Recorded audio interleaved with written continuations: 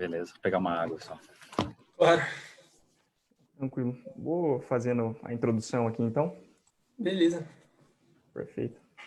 Bom, boa tarde a todos. Bem-vindos à quarta edição do nosso projeto GMF Live. Eu sou o Adolfo, atual membro do Grupo de Mercado Financeiro da Unicamp.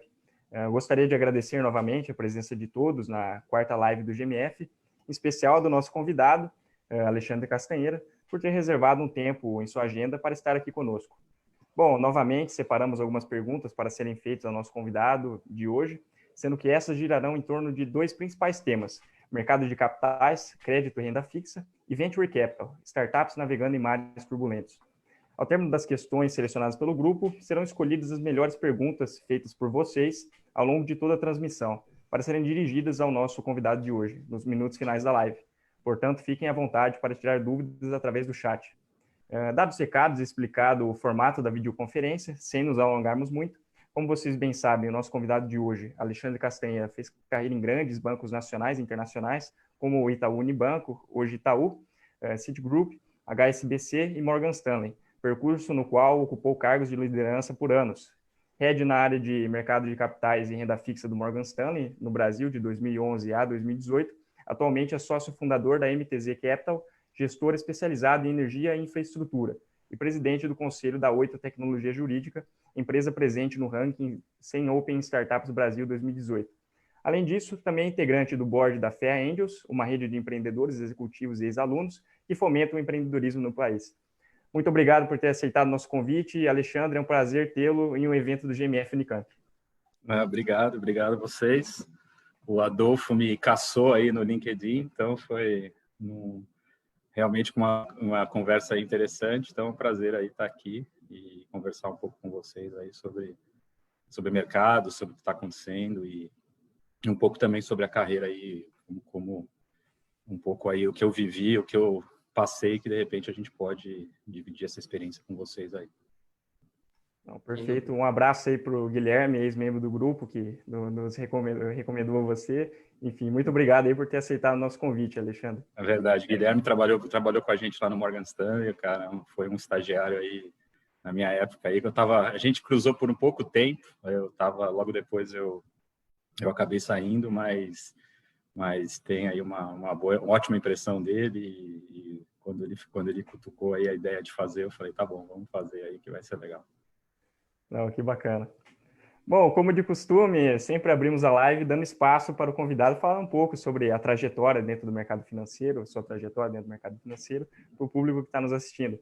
Então, quando nasceu o seu interesse pela área, né, pelo mercado financeiro, como foi a sua passagem pelos bancos nos quais você trabalhou? E, para finalizar, quais os aprendizados e experiências que você colecionou no decorrer do caminho? Bom. Não, uma pergunta grande. Vamos tentar resumir aqui, né? Eu sou formado em contabilidade, né? Então, na verdade, eu esbarrei no mercado financeiro, eu diria quase por acaso.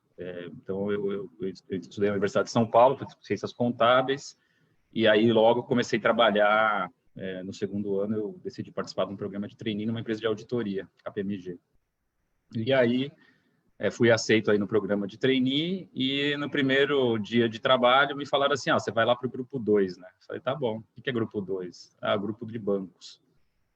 Então, eu fui parar no grupo 2, né? E aí o meu trabalho era fazer auditoria de instituições financeiras, né? Então, eu falava inglês e então logo eu fui alocado aí em clientes internacionais, bancos internacionais, porque normalmente a gente fazia auditoria tanto da área local, do balanço local, quanto do balanço US GAAP, né? E aí eu fui para o Citi e trabalhando na auditoria do Citi, passou alguns anos, eu tive uma proposta e fui trabalhar na área de políticas contábeis, né? Accounting Policy, onde a minha função era dentro do banco de atacado do Citi, e a minha função era definir como se contabilizavam os produtos bancários. Então, vinha lá o cara da área de derivativos, da área de empréstimos, com uma ideia maluca, e eu tinha que achar um jeito de enfiar aquilo na contabilidade e nos sistemas do banco, nos sistemas do banco, né? Como é que eu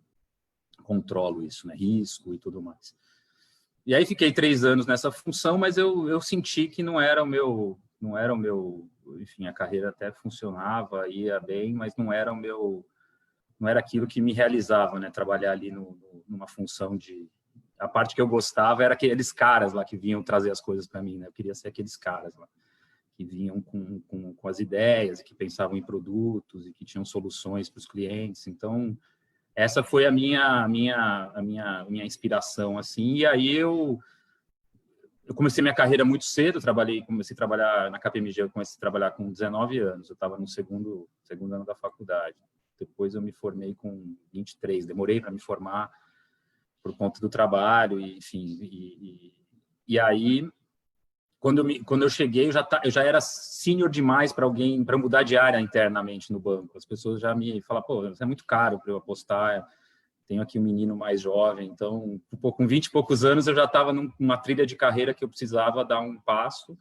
E aí eu saí do Brasil, fui fazer MBA, e aí que eu consegui fazer uma mudança de carreira. E aí eu fui sortudo demais, né? Porque em 2001 cheguei no meu primeiro mês de MBA, e os caras enfiaram os aviões nas torres lá em Nova York. Então, no Brasil, o Lula estava sendo eleito e ia acabar com o país. Então, foi um momento super tranquilo, assim, para estar apostando, largando o trabalho e fazendo MBA. E foi realmente bastante desafiador a volta. Acho que o mundo, com 11 de setembro, foi um outro mundo. O Brasil, com o Lula, pré-Lula, foi pior, né, obviamente, do que o pós-Lula, mas a América Latina não existia em bancos internacionais. Quando a gente recrutava lá, assim, tipo, não tinha ninguém querendo contratar ninguém para olhar a América Latina, realmente era um... E aí eu acabei voltando para o Unibanco, numa função de private banking, né? Tive uma oportunidade ali no processo que o Unibanco fazia. O Pedro Moreira Salles liderava isso todo ano nas universidades em MBAs, e aí eu, enfim, consegui essa posição no private bank e trabalhei um ano, cheguei de um ano aqui, mas, enfim, não era meu trabalho ali era...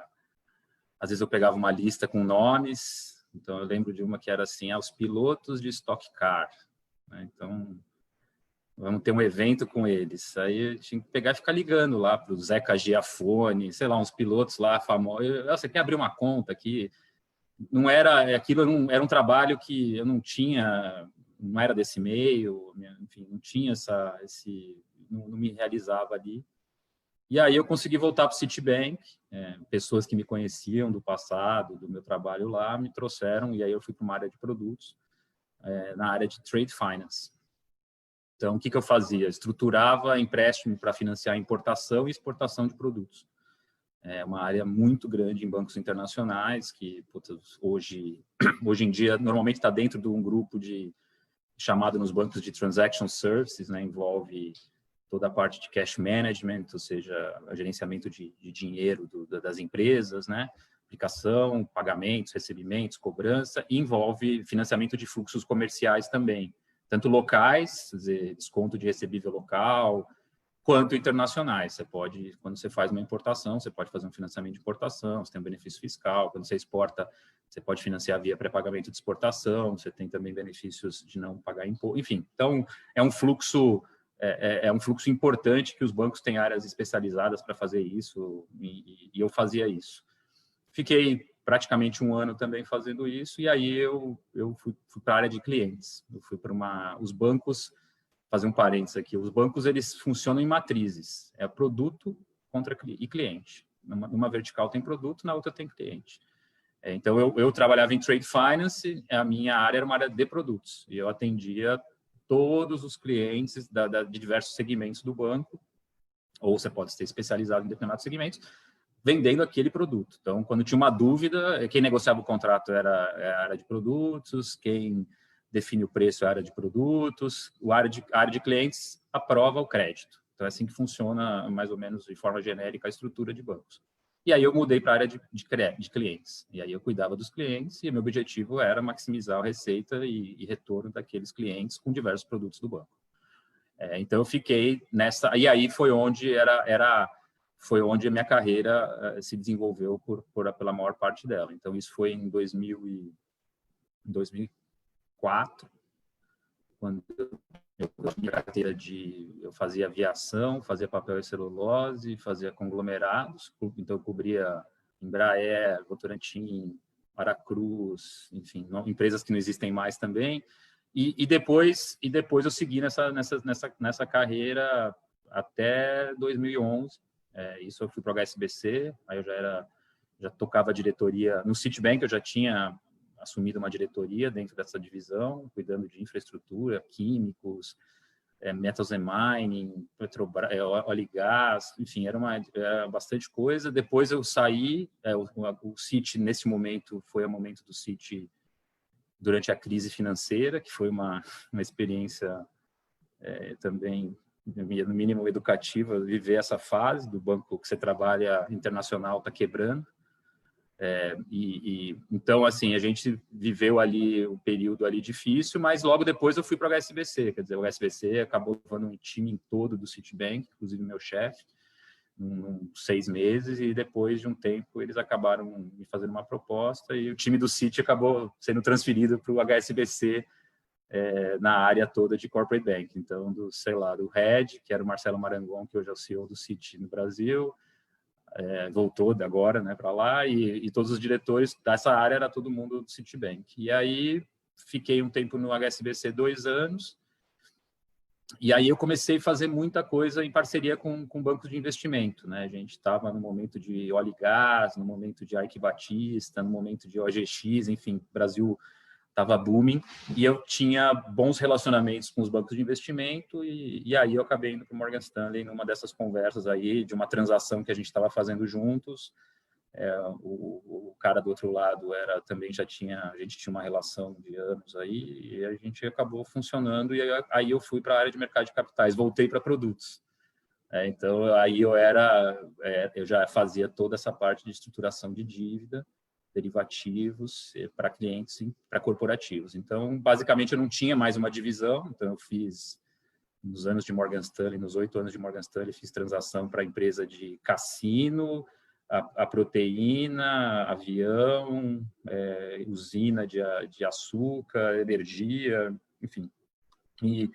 Mas eram operações de dívida internacional, mercado de bonds, dívida local, debêntures, e a parte, eventualmente, a gente fez algumas transações de empréstimo, apesar de não ser o DNA do Morgan Stanley fazer empréstimo, a gente fazia toda a parte de liderança de empréstimos aí para a América Latina, ficava comigo também, né? Então, no final, eu estava tocando já toda a região, junto com o meu parceiro mexicano, né? Ele ficava no México, eu ficava no Brasil, e a gente olhava a região juntos aí para toda as operações desses produtos, né?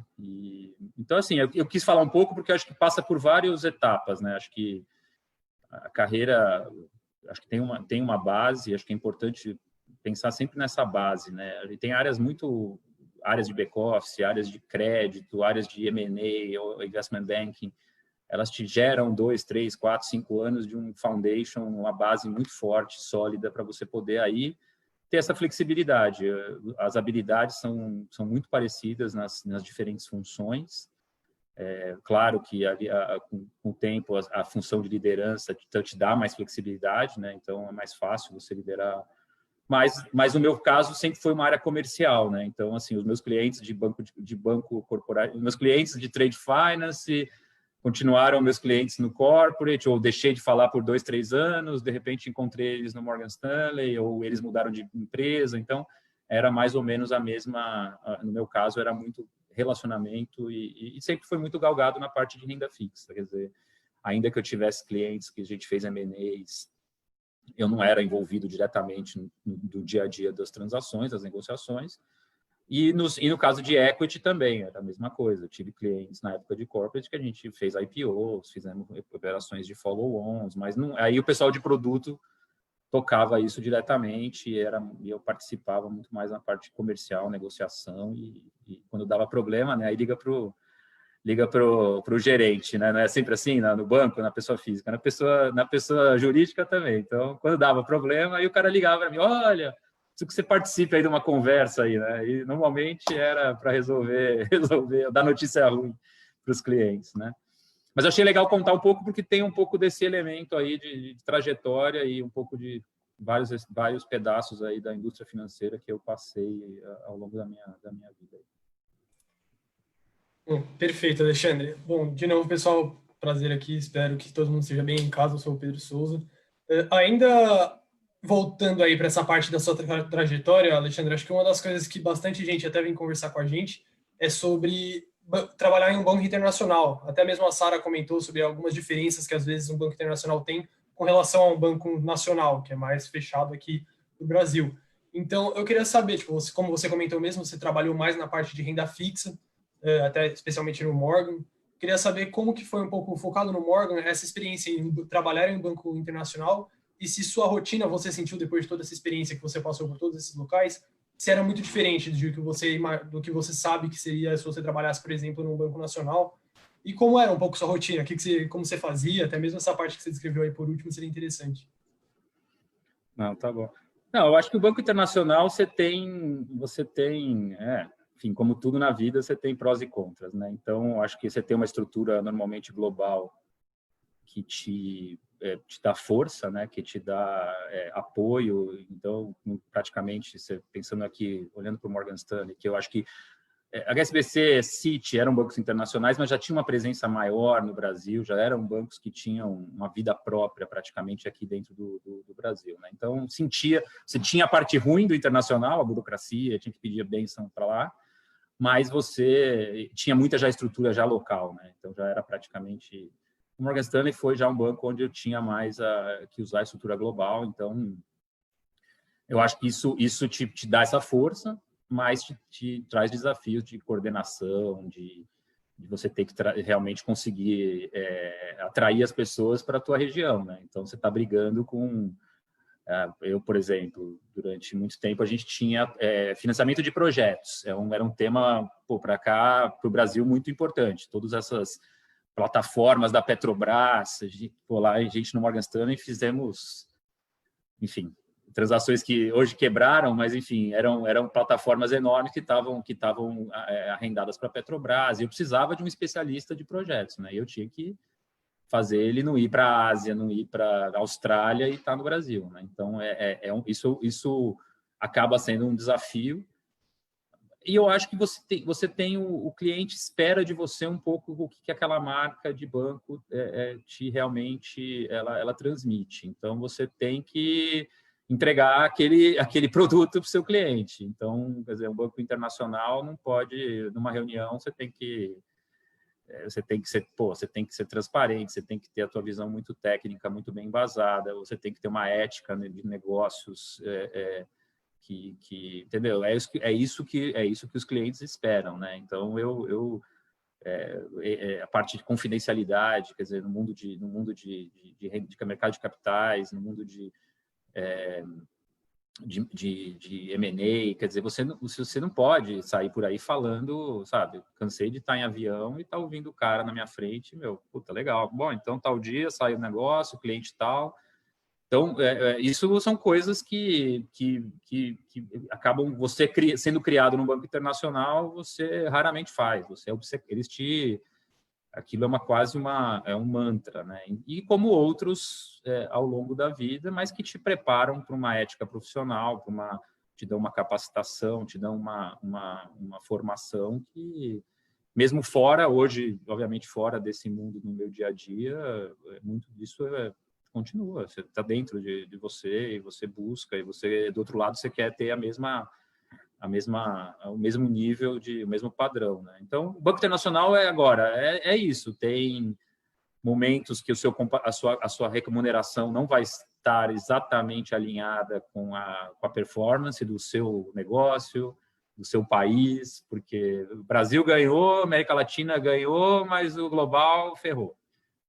Então, agora, é um lugar para você, uma carreira, para você, voltando para o ponto de começar a fazer uma base ou buscar uma carreira, é um lugar que, obviamente, você tem acesso e oportunidade de estar em reuniões que você não estaria, de encontrar com pessoas que você não acredita que você está sentado do lado, ouvindo o cara falar, e discutindo transações de tamanhos que você nunca imaginou e vendo as coisas acontecerem. Então, tudo isso compensa. E agora, a rotina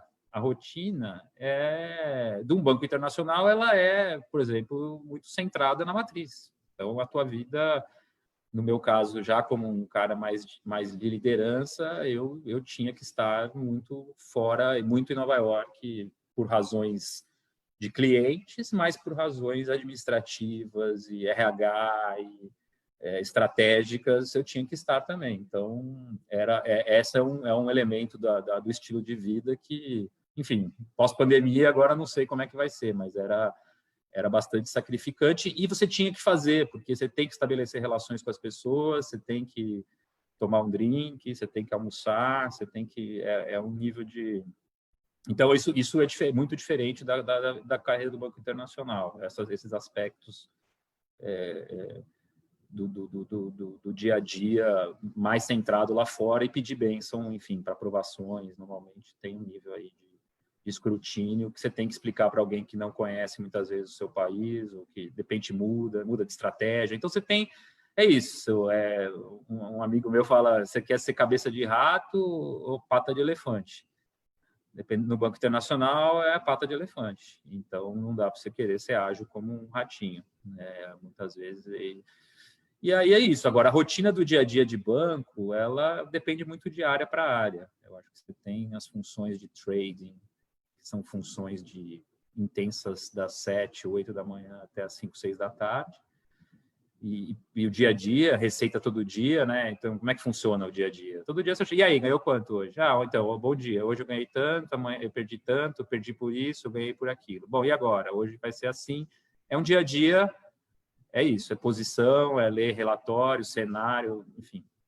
O mundo de mercado, de banco de investimento, o mundo de capital markets é um mundo mais de projetos, você tem que gerenciar uma filinha, né? Você tem que ter lá as transações que você está plantando, aquelas que já estão ali em gestação e as que você vai colher. Então, você tem que criar, e são projetos normalmente mais longos. Você planta 10 para nascer 1, 2. Então, dependendo da natureza, esses números mudam, mas... Então, é aquele negócio. Quando o mercado tem, como aconteceu agora, essa crise, o mercado fechou, os caras ficam loucos, ficam tentando ligar para o cliente, fazer reunião para falar a mesma coisa 3, 4 vezes, porque eles sabem que a hora que melhorar, o cliente vai lembrar daquelas últimas 3 conversas. Então, tem um elemento de competitividade muito forte, de você tentando estar na frente do cliente, antecipar o que ele precisa, dar ideia.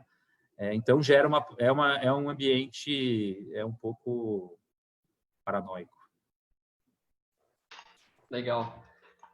Gente, só reforçando que vocês podem mandar perguntas pelo chat, tá? A gente tem um pessoal olhando as perguntas e a gente vai escolher algumas para o Alexandre responder no fim. Bom, Alexandre, aproveitando então essa última resposta e continuando sobre a sua carreira, no ano de 2019, você passou a se dedicar em tempo integral à gestora de recursos, da qual você foi um dos fundadores, né? A MTZ Capital. E a gente quer ouvir um pouco melhor sobre o seu trabalho hoje dentro da MTZ, passando pela criação da gestora, a equipe, o histórico dos sócios e o próprio processo de investimento.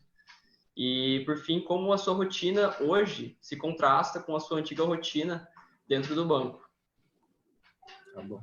Não, legal. É bastante coisa, né? Bom, a montagem da gestora, ela, na verdade, veio através do meu sócio, né, o Felipe.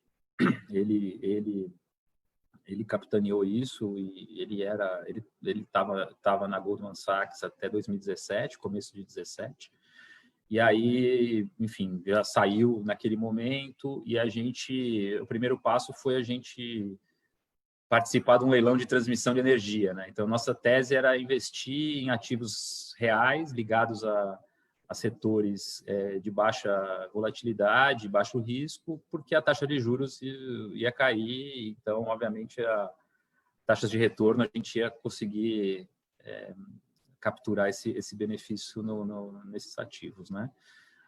Tinha tido um leilão de transmissão 6 meses antes, tinha sido uma porrada, o Pátria levou a Argo transmissão, que ele acabou de vender por 5 bilhões de reais agora, sei lá, o 3,5, um número bizarro, assim, foi no leilão de outubro 16. A gente foi para o leilão de abril 17, o mercado já tinha se ajustado, a Dilma já tinha caído, a coisa já estava melhor, e aí os retornos não fizeram sentido, e aí a gente começou, bom, o que a gente vai fazer? Aí a gente começou a trabalhar na gestora, fizemos montagem da gestora, a gente tem um fundo local, multimercado, mas são recursos apenas dos sócios e de alguns poucos cotistas aí mais próximos. E a gente tinha a 8 Tecnologia, era um investimento, foi um investimento anjo meu, na verdade. Comecei a fazer investimento anjo em 2011, nessa empresa, né, numa empresa que virou a 8. E aí outros sócios já tinham investido e a gente acabou decidindo botar tudo para dentro, né? Juntar um pouco aí os recursos e os stakes que cada um tinha nesses negócios e formamos a MTZ Capital, né? A gestora sou eu, Felipe e mais 3 sócios que estão com a gente no dia a dia do fundo, né, e tocam junto conosco aí a nossa estratégia. E a nossa estratégia é bem simples, a gente só investe nos setores que a gente conhece. E é um setor de saneamento, é o setor de energia elétrica, é o setor de óleo e gás, é o setor de aço, de mineração e o setor de papel e celulose. E aí a gente está abrindo um pouco para a infraestrutura ligada. Então, por exemplo, a gente está olhando agora pipeline de gás, plataforma de petróleo, então coisas que são mais assim ligadas aos setores, a gente tem investido nisso. Em qualquer lugar. Por exemplo, atualmente, nossa estratégia é de estar 80% fora do Brasil. A gente tem 80% da exposição aí em ativos e riscos fora do Brasil. E aí, então, um pouco essa nossa estratégia. A gente tem investimentos aí, a gente fez investimentos em energia, e é um pouco a estratégia da MTZ como um todo. Estamos ainda em gestação alguns projetos aí no lado privado de infraestrutura, na área de saneamento, que a gente está trabalhando. Então, assim, é um projeto de longuíssimo prazo para a gente, né? É uma mudança, como você falou, um pouco da mudança da nossa vida. A gente todos que estão ali na MTZ foram executivos em algum momento da vida, empreendedores em outros momentos da vida. A gente tinha uma visão de como gerir uma carteira e algumas coisas que a gente queria fazer.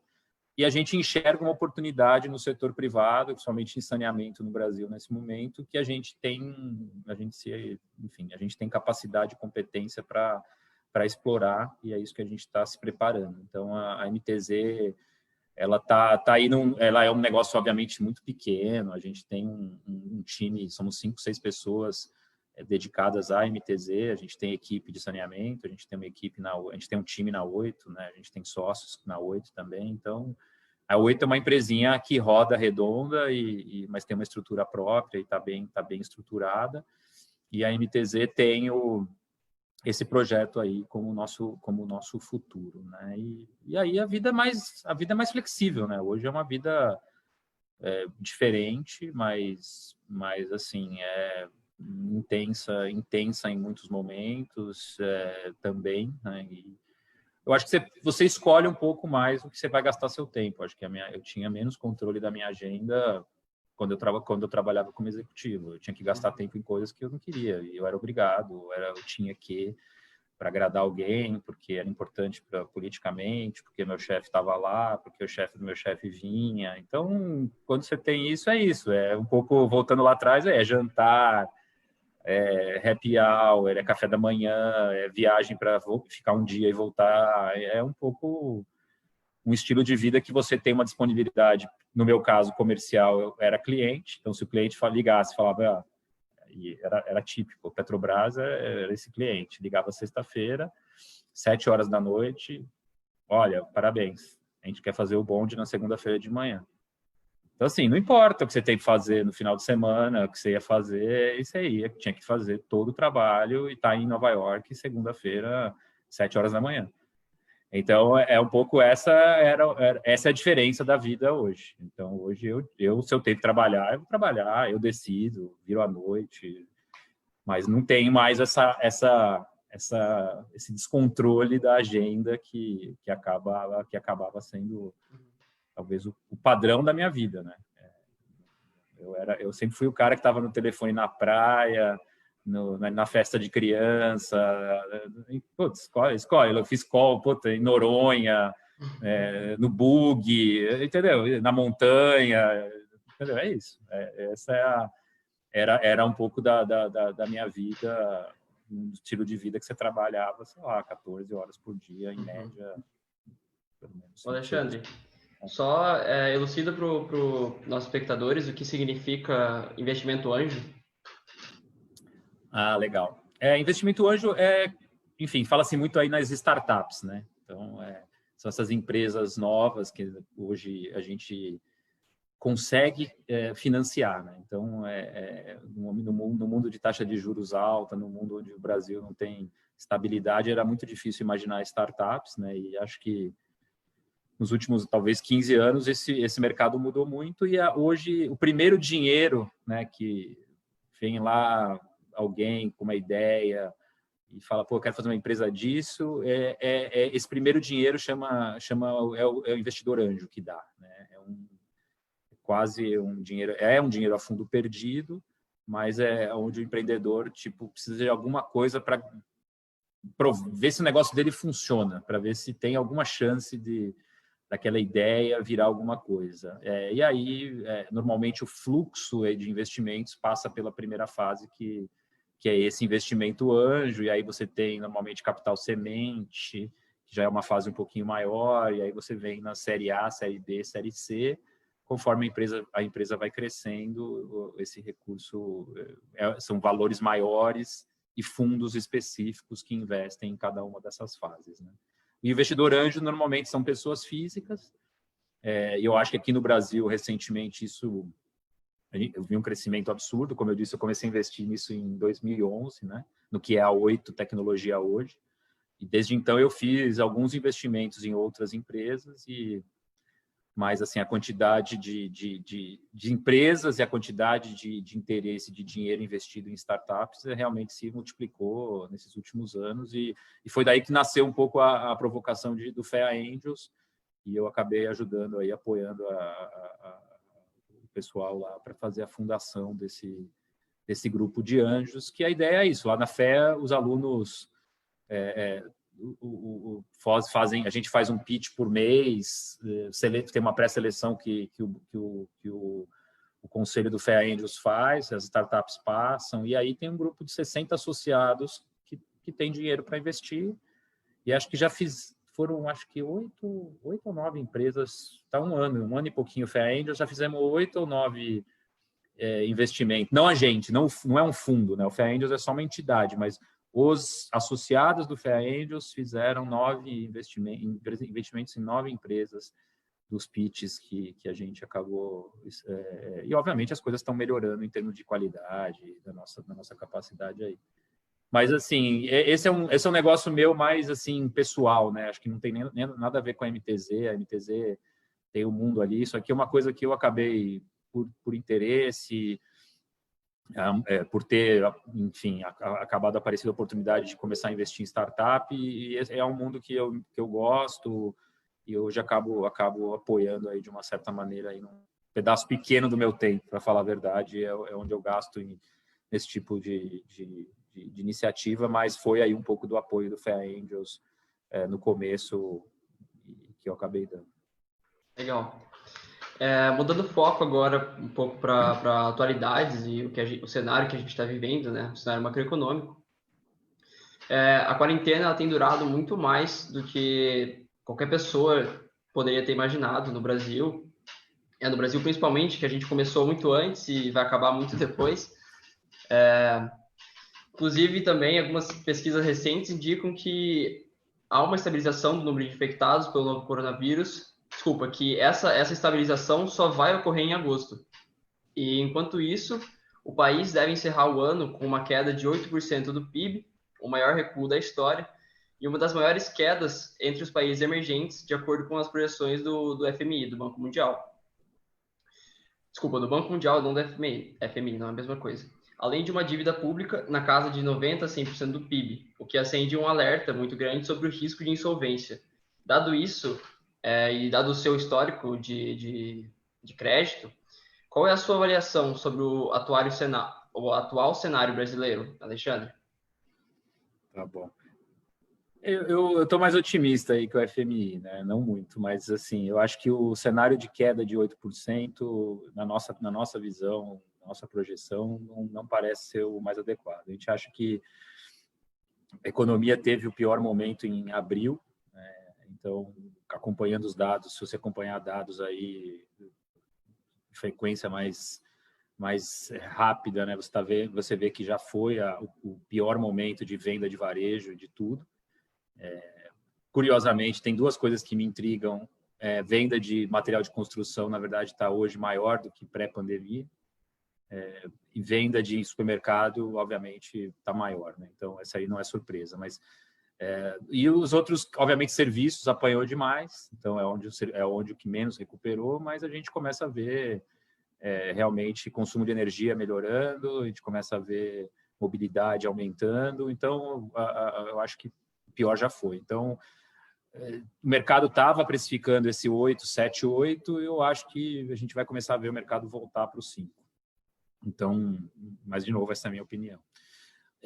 Eu acho que, em relação à reabertura, é o caminho, acho que não temos outra solução, pensar em como, e gradual e regional. Eu acho que a boa notícia é que São Paulo, cidade, Rio, cidade, parece já numa descendente, pelo menos no que tange a parte de internação, então você tem espaço de UTI, então não tem por que, na minha opinião, não tem por que ficar quarentena. Quem é grupo de risco deveria se proteger, quem tem medo deveria ficar em casa, e quem pode, obviamente, e o resto tem que ser controlado. Então, eu tenho uma visão mais pragmática aí do negócio, e tem espaço de UTI, todo mundo sabe os remédios, cada um toma o que quer, enfim. Então, a economia nesse sentido tem que recuperar. Agora, é um ajuste importante do ponto de vista fiscal. Eu acho que o risco que a gente tem que observar agora é esses R$600, por quanto tempo isso vai levar. R$600 custam 40 bi para o governo, então não dá para levar esses R$600 para frente. Então, a proposta do governo, pelo menos que tem, é de talvez fazer 2 de 300 e aí desmamar todo mundo e fazer esse programa que eles estão pensando aí, um programa de renda mínima que, enfim, deveria ser pelo que eu entendi, para pessoas, para informais, e, enfim, para aqueles que são realmente, de fato, afetados aí na perda de renda da pandemia, né? Então, eu acho que o grande teste aqui é esse, do ponto de vista político, se consegue se arregimentar um apoio para apoiar essa mudança aí do ajuste emergencial, e a partir dali, enfim, a agenda de reformas consegue seguir. Enfim, é difícil você acreditar nisso no cenário político que a gente está vivendo, mas tudo está na mesa. O que o Brasil precisa, todo mundo sabe. Então, assim, eu me animo quando eu vejo, acabou de sair agora, o marco do saneamento vai ser votado dia 24, é uma medida que tem impacto super positivo do ponto de vista de PIB regional. É uma iniciativa que tem impacto aí em diversas regiões, fiscal também, para Alagoas já saiu, SEDAI já saiu o processo. Então, isso anima. Quando eu penso na reforma tributária, eu desanimo, porque eu acho que requer um nível de coordenação política e até de mobilização da sociedade que, do jeito que as coisas estão, não consigo imaginar, né? Previdência, a gente teve uma mobilização, de certa maneira, que para a reforma tributária todo mundo já acreditava que teria que ser muito pior, né? A reforma tributária começou a ser discutida, o pessoal de serviços já começou a gritar que não ia aumentar o imposto de serviço. Então, ia ser um debate já mais difícil. Eu, enfim, sou cético, enfim, de quanto, de fato, a gente consegue avançar nessa agenda de reformas. Eu acho que saneamento, reformas, coisas talvez aí mais micro, talvez sejam possíveis. Agora, a privatização, agenda de reforma tributária, Eu acho que são agendas... e aí eu acho que tem o Pacto Federativo, que pode ser uma conversa, que pode ser uma boa moeda de troca, mas também requer muita coordenação no momento que o presidente briga com os governadores. Então, enfim, é um pouco essa a minha visão. Perfeito. Ainda partindo dessa parte de visão, Alexandre, a gente percebe agora, teve o último corte da taxa de juros brasileira, mas o mundo inteiro, em tese, está vindo nesse mesmo processo. O Brasil é um dos que está até hoje com uma taxa grande, vamos dizer, relativa aos outros. E, além disso, os grandes incentivos que estão acontecendo pelo mundo, monetários, para tentar, de alguma forma, conter esse momento atual.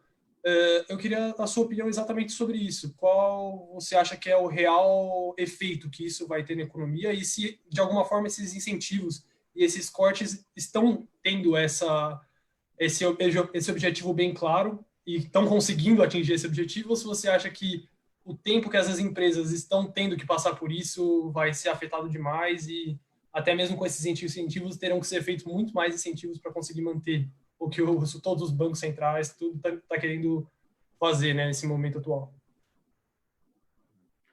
Não, eu acho que tem que separar um pouco o mundo e daqui, né? Eu acho que, primeiro, eu acho que de forma geral, o estímulo é muito grande e o estímulo é coordenado pela primeira vez. Então, mesmo na crise de 2008, veio o estímulo do Fed, aí passou um tempo, veio o QE2, QE3, sei lá.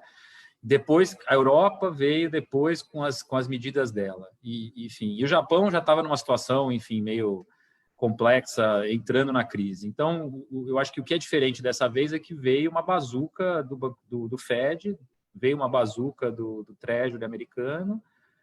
Eu acho que o que muda um pouco o jogo, esse 750 bi da Europa, abre se for aprovado, ainda precisa ser aprovada, abre uma porteira para uma estrutura de apoio na Europa, que aí acho que muda um pouco o jogo, principalmente para os países periféricos. Quer dizer, esse 750 bi é uma estrutura de 500 bi de uma doação, né? 170 para a Itália, 150 para a Espanha, e focada nas regiões aonde foram mais afetadas aí pela Covid. Então, é um fundo importante, não foi aprovado, mas tem apoio da Alemanha, tem apoio da França. Então, em termos de percentual do PIB, é muito grande o tamanho das medidas. Então, não é por isso que o mercado voltou tão rápido. Então, é aí que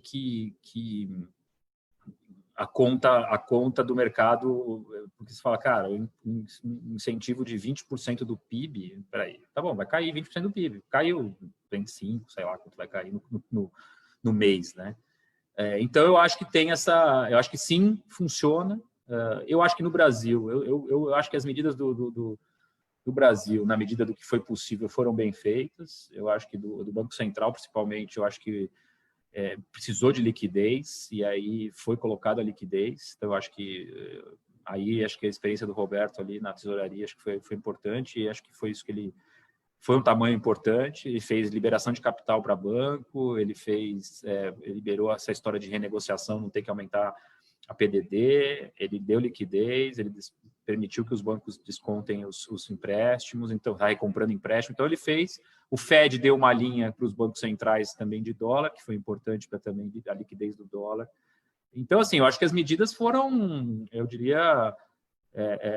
muito bem coordenadas e num nível assim de profissionalismo versus as outras crises, que foi muito legal. Assim, eu acho, ainda que não teve uma coordenação dos líderes, dos presidentes dos países, eu acho que o nível de Banco Central foi muito bem coordenado e eles conversaram e teve bastante...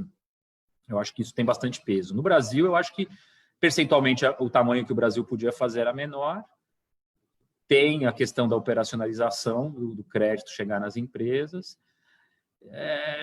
Enfim, vão ter perdedores e ganhadores. Eu acho que, por outro lado, não teve demissão na quantidade que teve demissão nos Estados Unidos, entendeu? Então, a gente teve esse programa do governo, pelo que eu ouvi, salvou 6 milhões de empregos, 7 milhões de empregos nessa redução que completa. Então, assim, eu acho que as medidas foram bem tomadas para lidar com ela. Agora a gente tem que arrumar um jeito de sair que isso não vire uma permanência, né? Então eu acho que é aí que todo mundo está de olho no fiscal.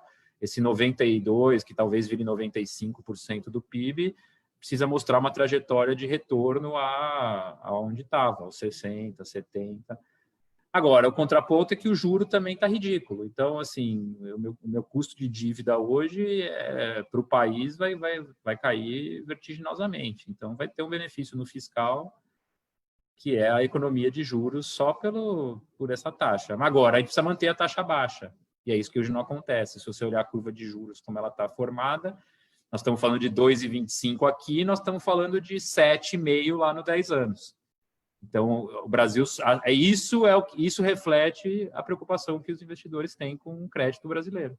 Ou seja, a gente precisa, para usar um termo aí do momento, achatar a nossa curva nosso custo de dívida. Então, se você olhar Brasil 10 anos contra México, contra Colômbia, a gente está colado na Turquia por 10 anos. Então, esse é o nosso... Então, é aí que o Brasil precisa mostrar que tem a lição de casa fiscal para que lá no prazo de 5, 10 anos a taxa de juros caia, e aí sim o benefício desse CDI baixo vai aparecer para todo mundo, na infraestrutura, no custo de capital das empresas, na demanda, na capacidade do consumidor se alavancar para comprar um carro, para comprar casa. Eu acho que esse é o ponto central, que eu acho que a equipe econômica tem claro isso agora. Precisa combinar com os políticos. Bom, perfeito. Ainda sobre o debate macroeconômico, né? Enfim, puxando também um pouco, a gente chegou a citar, né? Você chegou a citar investimento anjo. Enfim, linkando os dois debates, né? E a gente está com falta 10 minutos para 6h30, né? Eu não sei como que está seu tempo aí, Alexandre. Você acha que não, dá para eu tenho que sair 7 horas, eu tenho que estar eu tenho um outro compromisso aqui. Então, esse é meu limite final. Então, se puder acabar umas 10 para 7 aí... não, perfeito. Então, tá tranquilo com relação ao tempo. Bom, então, voltando, né, linkando esse debate macroeconômico com o que a gente citou lá atrás, né, de investimento anjo, ao que tudo indica, enfim, como você vê a indústria de capital de risco nesse cenário de pandemia? Ao que tudo indica, né, o ritmo de aportes em startups não tem deixado se abalar, né, pelos mares agitados, já que nos primeiros 5 meses do ano foram investidos 516 milhões de dólares em startups brasileiras, né, contra 413 milhões no mesmo período do ano passado, segundo dados aí do Distrito Data Miner, né. Embora ainda seja difícil de medir o efeito da pandemia nesse mercado, já que parte das negociações concluídas nesse ano já se iniciaram, né, muito antes da crise sanitária, como você tem observado a evolução da indústria de capital de risco no Brasil e quais são as perspectivas para os próximos anos? Enfim, fazendo uma contextualização. Não, tá bom. Claro, é verdade. Muito do que aconteceu no primeiro TRI já eram transações que estavam sendo negociadas no ano passado e fundos que... Porque essa indústria, ela depende muito, ela tem um fluxo de fundos, né? Quase igual vinho, né? O cara monta um fundo, esse fundo levanta dinheiro para fazer investimentos em determinadas empresas. E aí ele tem um período de investimento, então ele tem X anos para comprar as empresas, as participações, e depois ele tem Y anos para vender as participações e sair e devolver o dinheiro para os investidores, né? Então, o que aconteceu? Muitos fundos estavam no final do período de investimento e precisavam terminar os investimentos. Então, quem está fazendo isso não vai parar, entendeu? E é óbvio, quem olhou para uma indústria que foi, sei lá, não consigo pensar aqui, mas uma startup do setor de aviação, ele não investiu agora, entendeu? Então, ele mudou. Então, teve seleção dentro do micro das empresas que receberam, que não receberam capital, mas muitas delas já eram modelos de negócio que vinham sendo já negociados antes. O que a gente tem ouvido dos fundos? Os fundos que têm dinheiro para investir, têm fundos para investir, decidiram pegar... Normalmente, o que eles fazem? Eles levantam um fundo e falam, isso aqui é para investir em novas empresas, isso aqui é capital para as empresas que eu já invisto. Porque, normalmente, as empresas vão crescendo e ele precisa de novo capital. Então, ele pega um fundo, ele levanta um fundo de 100, ele põe 50 para ele chama de follow-on para as empresas já investidas e 50 para dinheiro novo. Então, o que os fundos fizeram? Focaram nas investidas. Falaram, quem que eu preciso salvar aqui? Quem que vale a pena salvar? Quem que... Pegaram o dinheiro de follow-on e, pum, e botaram nas empresas que já eram investidas e que eles precisavam, de alguma maneira, ajudar ou aproveitar para pivotar. Teve muita empresa que mudou de negócio. Teve uma empresa que precisava botar aceleração. A gente estava olhando uma empresa super legal, chamada Eats for You. O que é Eats for You? A empresinha que é a marmita... o cara entrega a marmita. E tem uns tios, ele fala de tio mesmo, uns tios que cozinham, tem as receitinhas dos tios, e você escolhe o seu tio que você gosta mais e compra a comida dele todo dia para entregar lá no posto, lá no teu prédio, lá na Berrine, na Paulista. Pô, modelo legal, né? O cara tá bombando na pandemia, entendeu? Porque, sei lá, quer cozinhar, dark kitchen, tem um espaço lá para fazer comida, chamou os tios que estão desempregados. Eu não sei, mas o cara pivotou a empresa dele depois pandemia e tá... Então, tem essas situações de negócios e os fundos que foram levantados agora estão começando. Curiosamente, teve no Fea Angels uma live essa semana com o Renato Ramalho, da KPTL, que é um fundo de VC aí grande. E ele falou, cara, eu fiz 7 investimentos durante a pandemia.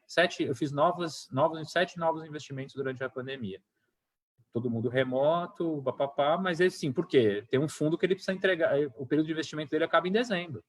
Então, ele está com o pé embaixo. Então, de forma mais macro, não tem como não ter investimento de risco quando a taxa de juros é 2.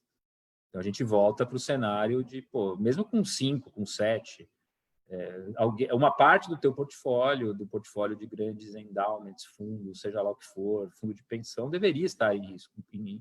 O que no Brasil sempre foi difícil foi a taxa de juro alta, então você não conseguia, o retorno de private equity não compensava o risco, e a saída que sempre foi difícil, pelo mercado de capitais ser pouco desenvolvido. Agora, hoje, a gente está vendo, já temos grandes unicórnios no Brasil, tem saída para mercado de capitais, você vê o IPO da Stone, IPO da PagSeguro, Netshoes, empresas que nasceram aí, muitas outras, sei lá, de tecnologia, que nasceram aí e conseguiram chegar a TOTUS, empresa enorme de hoje. Então, assim, hoje já tem o mercado de capitais. Então, o mercado brasileiro está já estruturado. Eu acho que você tem fundos. Eu acho que faltava no último, acho que 2 anos, tinha muito investimento anjo, tinha muito private equity e não tinha o meio do caminho. Eu acho que os VCs começaram a ocupar esse espaço e hoje, então, você já tem, eu acho que eu preciso de um cheque de 500 mil, você tem 10 fundos. Eu preciso de um cheque de 5 milhões, você tem 10 fundos.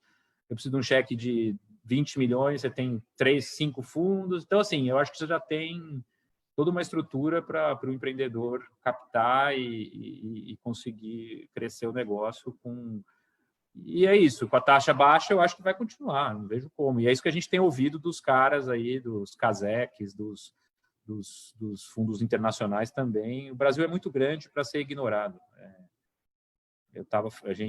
Um exemplo nada a ver aqui, mas eu estava falando com uma empresa hoje que foi me apresentada para a gente. O cara ele tem 20% dos sistemas ele tem 40 mil condomínios rodando no RP dele. Eu falei, cara, quem imaginar que tem um cara que tem 40 mil condomínios, o RP, ele desenvolveu o RP para fazer todo o controle de condomínio e vende para as administradoras, tem 40 mil. Então, assim, é um negócio enorme e potencial gigante ainda de crescimento, e tem fundo lá que está lá. Um fundo lá já de private equity já comprou. É a investida de um fundo. Então, existe, os caras estão fazendo deals. E nessas horas é que os caras, acho que se movimentam mais rápido ainda. Alexandre, agora acho que a gente até chegou aí às 6h30, e eu acho que a gente queria, antes disso, o pessoal mandou algumas perguntas aqui, eu acho que é interessante também abrir para eles eles conseguirem perguntar antes de acabar aqui. Então, tiveram 2 perguntas bem interessantes. Uma delas foi do Augusto Lima, ele perguntou quais são os principais aspectos de que um investidor anjo avalia em uma startup para fazer uma decisão de aplicação. Você falou um pouco aí agora que você estava vendo a dos tios aí. Por exemplo, quais são os pontos principais que você fala? Tem que ter isso, pelo menos, para eu considerar entrar numa empresa dessa. Então, o investimento anjo, ele é a coisa, do ponto de vista racional, ele é uma das coisas mais, assim, eu acho que depois do investimento anjo, acho que é loteria ou você, tipo, comprar um jogador de futebol, assim, tipo, vai de 19 anos. É mais ou menos isso, é você comprar um jogador de futebol de 19 anos que está jogando bem ali e ver se ele vai virar um craque.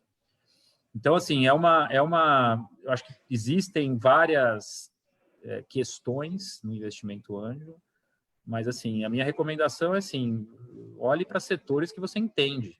Começa aqui. Putz, você trabalhou a vida inteira num setor, então, vai procurar onde você consegue entender a dinâmica do setor, os riscos, se aquele negócio que o investidor, que o empreendedor está te propondo faz sentido, ou se ele está viajando, entendeu? Você precisa ter um senso crítico. Porque todo empreendedor é empolgado com o seu próprio negócio, olha só para o lado, normalmente olha muito para o lado positivo de como vai dar certo. Então, eu acho que tem um elemento aqui importante você tentar diminuir o seu risco como investidor e olhando para coisas que você conhece, né? E não ter expectativas irreais, cara. Assim, boa chance que não vai dar certo. Então, assim, valores pequenos, percentual pequeno da sua renda disponível para investimento. O pior, é pior que comprar uma ação na bolsa, do ponto de vista de risco. Então, assim, realmente você pode... E é importante que o investidor anjo saiba disso, porque é um pouco, quando entra um pouco o hype, fica complicado. O cara, eu brinco sempre que ele está lá no sítio dele com uma tacinha de vinho rosé, dizendo que ele tem empresas disso, daquilo, aí ele perde e o cara fica louco, quer bater no empreendedor. Então, eu acho que tem que ter, eu acho que pelo menos um conhecimento, e aí acompanhar um pouco de perto o empreendedor, eu acho que... Mas não dá para ser algo relevante dentro do seu portfólio, e você deveria ter uma estratégia que é o spray and pray, né? Então, você pega X dinheiro, divide em 10 empresas e vê aí para uma dar certo. Essa um pouco do jogo. Os grandes fundos que usam dinheiro semente, entra a empresa, eles analisam, põe dentro. E sobra lá 5, 10 se pagam. Então, é um pouco essa dinâmica do investidor anjo. Você tem que ter número de empresas em setores que talvez você conheça e para ter chance de que uma dê certo. Então, Alexandre, aproveitando que você deu esse gancho aí, um debate que sempre está presente toda vez que a gente fala de startup, né? Enfim, o termo unicórnio, ele foi cunhado lá em 2013, né, pela investidora americana Aileen Lee, né? Enfim, e demonstra que ela é empresa lá que tem o potencial de chegar num valuation bilionário mesmo com pouco tempo de vida, né? Mas, enfim, porém, em casos recentes aí, como os IPOs problemáticos aí da Lyft e do Uber, assim como o desastre do WeWork, sugerem para alguns, né, que talvez tenhamos chegado em um momento de inflexão, né? Ou necessidade de mudança de cultura no mundo de investimento em startups, né? Você avalia que esses fenômenos são isolados ou talvez possam sugerir um problema estrutural na indústria, né? Até que ponto o elemento expectativa tem contaminado a indústria de venture capital hoje em dia? Quando trazida assim, esse tipo de empresa trazida à sobriedade do mercado, a gente vê o valor disparando, o valor caindo, né, do Uber, da Lyft, enfim. Então, como você vê a situação? Eu acho que sempre tem exagero no mercado, né? Eu acho que, somente aqui, a gente fala de um SoftBank que entra com um recurso desproporcionalmente grande, ele distorce situações, investimentos, momentos de mercado, né? Enfim, mas existia ali sempre uma expectativa de crescimento exponencial, e o nome do jogo estava sendo esse, quer dizer, alguém lembra da empresa de patinete que estava explodindo no Brasil, em São Paulo, que ia revolucionar a forma de se movimentar do povo? Nem sei se tem mais a empresa de patinete, né? Então, assim, tem um pouco dessa estratégia que as startups, de uma certa maneira, vinham imprimindo, e um pouco até pelos fundos, né, sendo incentivada pelos fundos, né, nessa estratégia de vamos conquistar o mercado, depois a gente vê como é que a gente vai monetizar, e a gente vai monetizar porque a gente vai mandar em tudo, dominar tudo, né? Então, tem um pouco essa tese, e aí eu prefiro as empresas camelo, né? Que agora que estão virando, né? Porque essa, eu acho que é um pouco... a experiência de uma empresa dessas, um pouco na empresa que na 8 a gente viveu isso, às vezes você cresce rápido demais, entendeu? No caso da 8, por exemplo, a gente teve um crescimento, a gente triplicou, duplicou, cara, beleza, porra, sabe? E de repente a gente caiu pela metade, entendeu? Então, e hoje estamos na metade, apontando para crescer de novo. Então, nunca mais, não voltamos para aquele nível mas é por isso, porque às vezes cresce rápido demais, não tem a estrutura que você precisa. Empreendedor eu acho que, talvez para responder a pergunta do investimento anjo, a resposta é: o que você analisa? O empreendedor. Hoje, o empreendedor. Primeira empresa, eu já prefiro ter que me convencer muito, se é a primeira empresa dele. Para mim, eu quero um cara que já quebrou, preferência 2 vezes já. Essa é um pouco do meu viés no meu aprendizado, porque é isso, muito sonhador, muita ideia de disruptar o mercado, mas, puta, não consegue pagar a conta de luz, né? Então eu acho que é isso que esse momento que a gente acabou de viver trouxe, e diversas, enfim, mas sim, seleção natural, eu não acho que é um problema. Durante a crise, muita startup morreu, o cara fechou a porta, desistiu, vai começar de novo. Não tem problema, acho que é um pouco também essa cultura nossa de o fracasso ser visto como uma forma de aprendizado, e tem que ser, porque a chance de você dar certo na primeira startup, eu diria que é a mesma de você ser o Neymar. Entendeu? Então, é aí que acho que às vezes falta um pouco dessa... E eu vivi situações já que o empreendedor fala assim, faz uma fusão da sua startup com a outra. Não, eu vou sozinho, eu vou liderar. Tá bom, então lidera. Pô, às vezes o cara dá certo, às vezes não dá. Mas eu acho que falta um pouco de pragmatismo, um pouco, às vezes, nos empreendedores, somente os mais jovens, os mais... aí por essa, acho que um pouco dessa visão, desse sonho, né? Então... quando o cara empreendedor vem falar, pô, qual que é o seu objetivo? Né? Eu quero ser um unicórnio, beleza. Puta, já desliguei da reunião, já estou vendo meu e-mail, pode falar o que for lá, acabou para mim. Não porque isso não pode ser o objetivo de ninguém, não montar um negócio, cara. Você pode sonhar lá no seu quarto, escrever na parede lá, só você ver todo dia, mentalizar, respeito. Agora, chegar numa reunião e falar que seu objetivo é esse, não... Então, o empreendedor é a chave, porque o empreendedor vai resolver a situação quando tiver o problema, o empreendedor vai sofrer a dor e vai resolver, e vai trazer quem precisa, e vai pegar o dinheiro do bolso, é isso que você vê.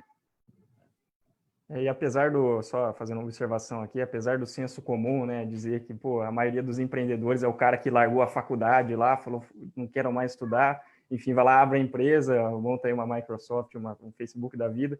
Hoje em dia, a indústria, tem uma pesquisa mostrou aí, que cada vez mais você tem pessoas assim, mais velhas, né? Tipo, depois dos 40 anos, enfim, um cara que já tem um MBA, o cara que já trabalhou em banco antes, enfim, então, acho que o cenário tem menos jovem assim do que aparentemente teria. Não, tem de tudo, eu tô vendo, assim, eu não sei, pelo menos assim, na USP, você já está falando de quase entre 8% e 10% da classe se formando e querendo empreender, entendeu?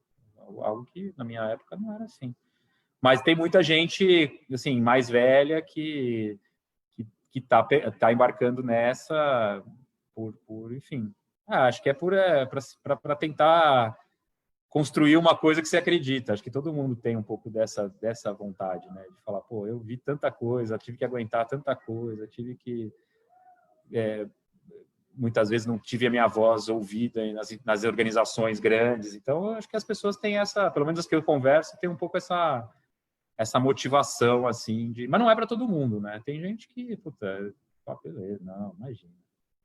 Tá louco, eu quero meu salarinho caindo ali, tranquilo, ficar no meu hotel, ficar ali, férias com a família em julho, janeiro. Tem gente que então, assim, não é para todo mundo. E acho que também não é em toda a fase da vida, né? Também é isso. Com certeza. Gostar de dor de cabeça, né? Tem.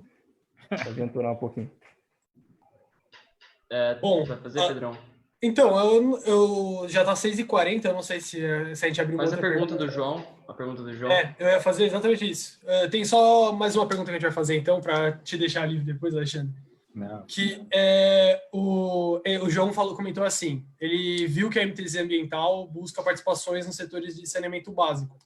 Ele queria saber como você vê o novo cenário, o novo marco de saneamento no Brasil e a possível privatização da Sabesp.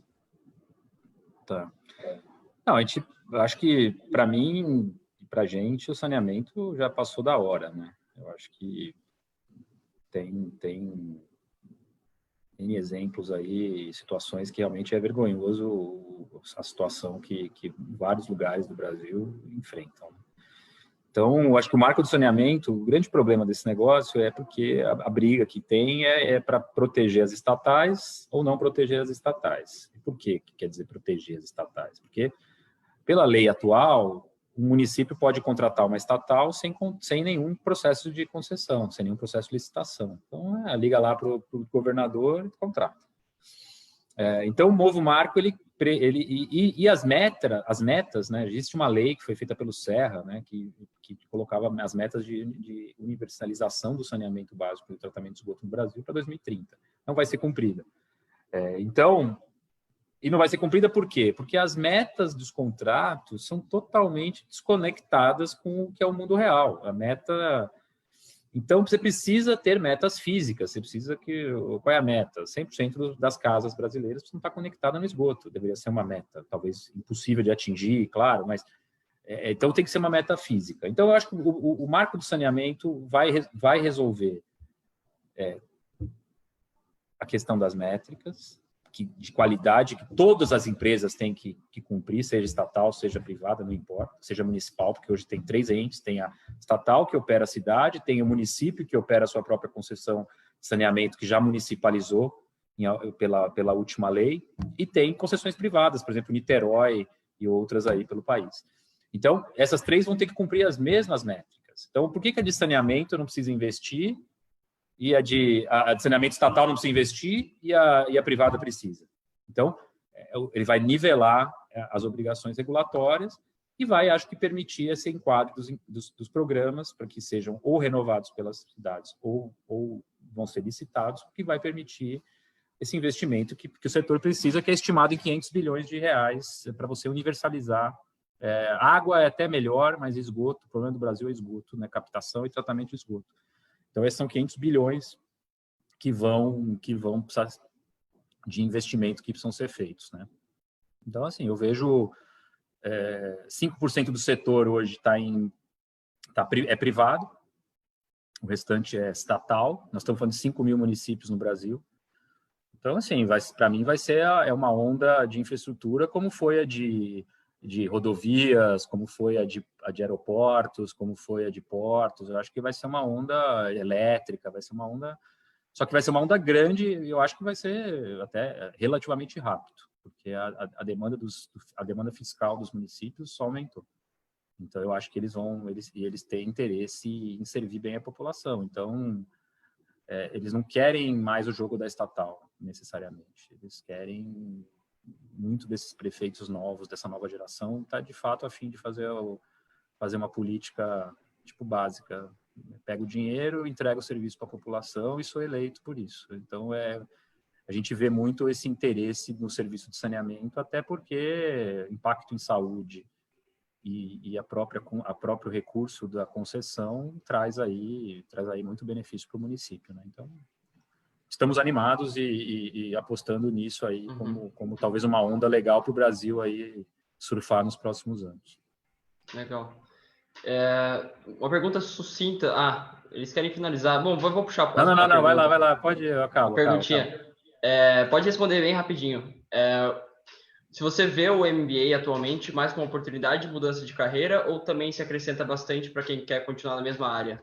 Acho que essa pergunta tenha sido do banco. Essa pergunta é do Guilherme aí. Do Guilherme. Então, finalizar aí. Boa aqui. Eu acho que não é para todo mundo. Para mim foi importante, me ajudou. Uma mudança que talvez eu não tivesse conseguido fazer. Já conversei com muita gente que eu recomendei. O que eu posso dizer da minha experiência abriu a minha cabeça de forma absurda, em termos do que é o mundo, áreas e putz, oportunidades. Realmente eu não tinha, se viver num contexto americano em termos de indústrias, evolução das indústrias, pô, quero hedge fund, eu quero private equity, eu quero falar com, enfim, o acesso à pesquisa, contato internacional, pessoas que, pô, até hoje eu tenho, pô, pego o telefone, ligo, pô, preciso de um cara na Índia, preciso de um cara em Londres, eu tenho contatos globais que são amigos. Então, assim, é uma combinação e, para mim, academicamente foi complementar, porque eu também estudei contabilidade e eu acabei me desenvolvendo na parte de finanças, principalmente a parte mais analítica de finanças que eu precisava. Então, para mim, foi um complemento acadêmico, foi a oportunidade de mudar de carreira e vivi 2 anos fora do Brasil, que para mim foi uma experiência de vida que foi muito legal e realmente os contatos que eu fiz, os amigos que eu fiz, são tão próximos até hoje, ou facilmente atingíveis aí até hoje. Bom, Alexandre, novamente, muito obrigado aí pela sua participação. A gente pede desculpa que quando o papo é bom, cara, a gente vai empolgando, aí vai mandando perguntas sem parar, mas enfim, foi um prazer. Foi divertido aí, obrigado. Não, que Espero legal, que vocês tenham gostado aí também, tenha sido útil aí a conversa. E assim, acho que tem bastante. Eu passei o nome para você aí, para você contatar. É uma conversa legal também para você fazer. E então, parabéns aí pelo trabalho que vocês estão fazendo aí de educação, que é super importante para os alunos aí para escolherem as suas carreiras e tentarem se preparar aí para os processos seletivos que não são fáceis nos bancos, né? E para o brasileiro, né? É isso aí. Bom, e Alexandre, assim que passar todo esse temporal, essa loucura, cara, você está mais que convidado para comparecer na Unicamp pessoalmente ali, para fazer uma palestra qualquer dia com a gente lá. Ah, tá bom. Se eu estiver em Campinas aí por ali, eu dou um toque em vocês, aí a gente marca. Boa, legal. Adoraríamos. Tá bom? Legal. Obrigado, Alexandre. Obrigado aí. Um abraço. Até mais. Um abraço aí a todos. Tchau, tchau. Um abraço, tchau. Tchau.